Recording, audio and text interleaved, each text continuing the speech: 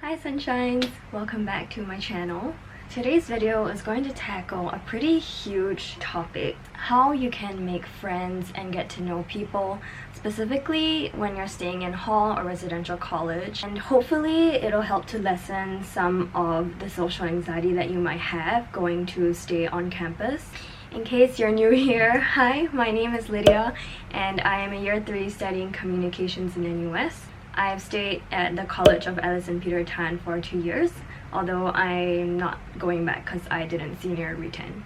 So some very big disclaimers. Obviously, I am not claiming to be an expert on anything like psychology or trying to imply that I had a lot of friends when I was in RC. Actually, couldn't be farther from the case, but this video is just going to be like a combination of things that I found was helpful to me personally as a secretly pretty introverted person, and also things that I didn't do but I felt would probably have been quite helpful on hindsight and would have helped me to get to know more people and branch out of my comfort zone. Disclaimer number 2, I know that my experience will not speak for everybody. I know the culture between hall and RC can be pretty different and varied, but some things can also be generalized to most contexts. So just take from this video what you will and do what works for you.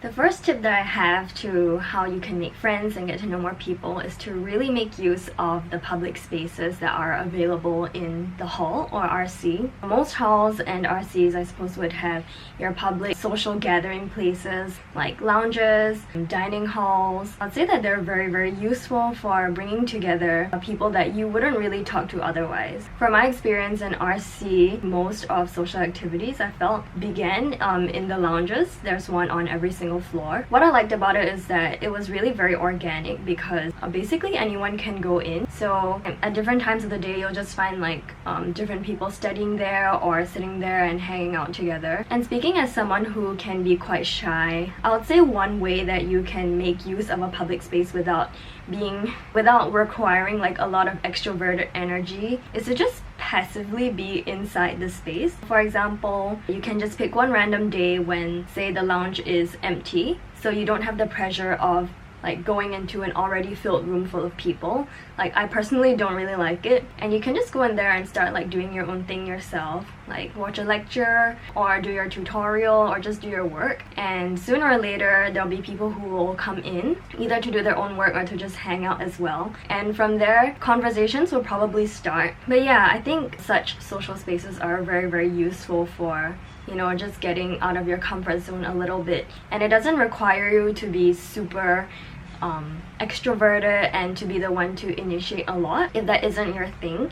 Just being in that space alone already sets you up for opportunities to get to know more people and for people to come and approach you as well, for the ones who are like a little more friendly and a little more outgoing. The second tip that I have is kind of related to the first one, which is go for interest groups such as sports or your clubs and societies, which is what they call it in RCs, because it's also another kind of like public space where people gather to just do activities together. And it's even better because interest groups kind of already have an agenda and it's not on you to carry out the activity when it's already planned for you, in a sense. I know it can be really scary to go and try something new, and especially if you think you're not going to be good at it, but I would say just make use of the opportunities when you are maybe invited to go for like an IG session together. Go with someone who is new to the sport too, so that both of you can learn together. In general, RC interest groups are really very beginner friendly and not intimidating at all. So as long as you have like 1 or 2 buddies with you,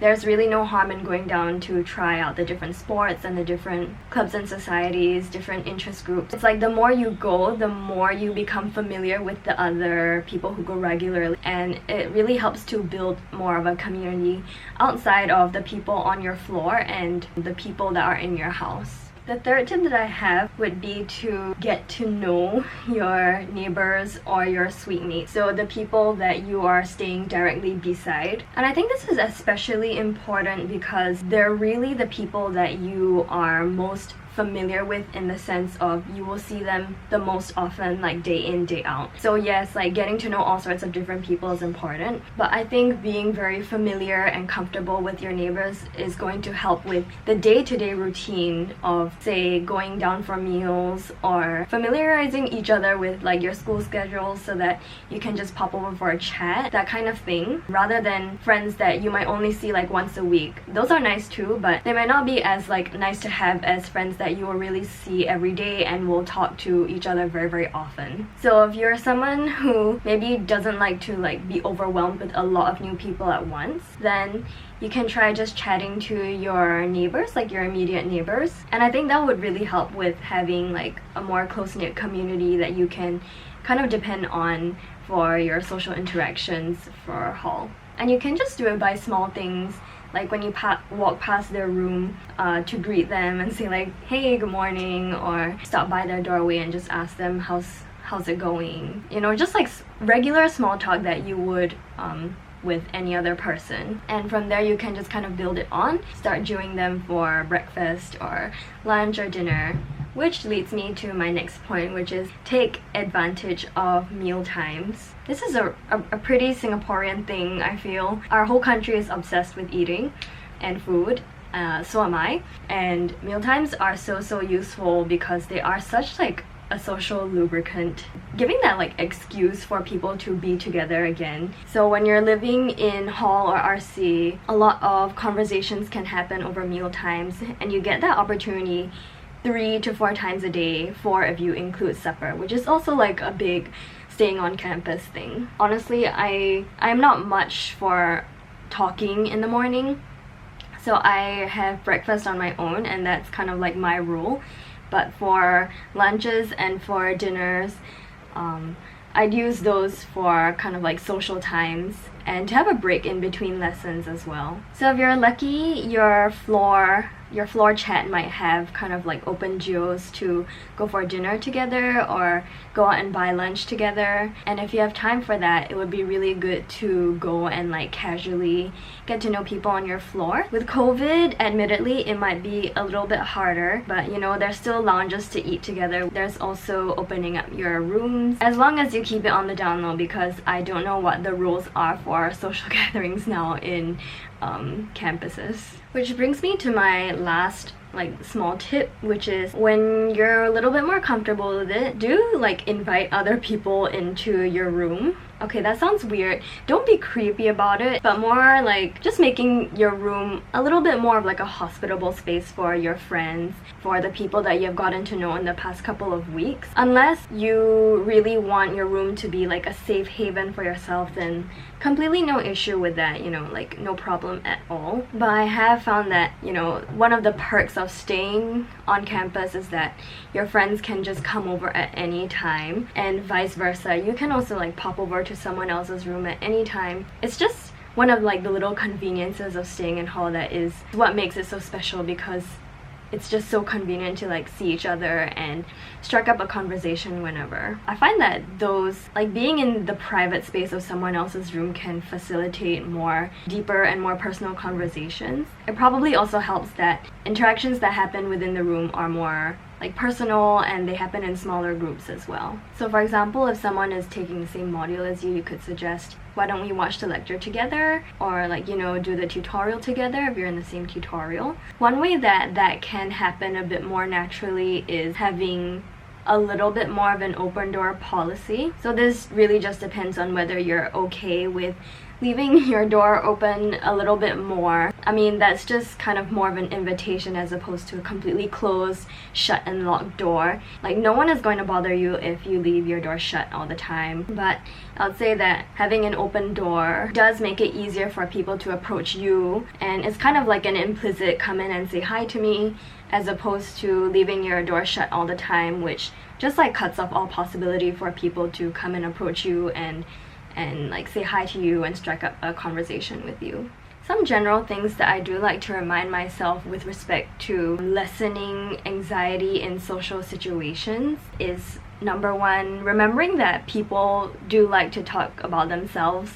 generally speaking, people like to be heard and feel seen. So if you're ever stuck on what to say to someone, just ask them a genuine question about themselves, and more likely than not, they will answer you quite happily, and then you can just carry on from there. I used to be so afraid of talking to people and people that I thought were cooler than me, because I just felt so like stuck for conversation topics, until I read somewhere and realized that people just like to talk about themselves, and what better way to get to know someone than to ask about their life. You can really just lead on from there, and then who knows, you can find a common topic to go by. Then the second thing that has helped me a lot in overcoming some of my social related anxiety issues is remembering that people are way more self-conscious about themselves than they are thinking about you. If you're scared that people are judging you or thinking about you, honestly,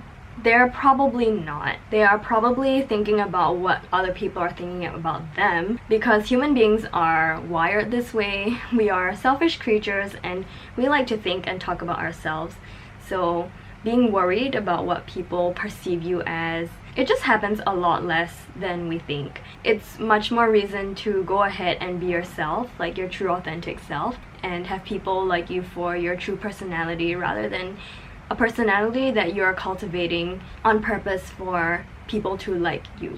Lastly, I want to talk a little bit about the clique culture in CAPT. Anywhere you go, there will be cliques around. It's a fact of life. Like, as much as we bitch about it or drama happens around it, there will still be cliques, because humans like to form communities and they like to feel like they belong. And we even like to create bubbles of like exclusivity and feeling included rather than being the one being excluded. So there will always be cliques, and the number one way I feel you can tell that you are in a clique is if you have been added to, or if you created a group chat that has deviated from the original big group which everyone is in. So if you have not been added into one, then probably you don't belong to a clique yet. But if you're not, then you know, no fear. I have been on both sides, both part of a clique and also not part of any clique at all, and just going about my day with no say like set friend group. Just because you have a clique doesn't guarantee that you're going to have like a smashing whole life.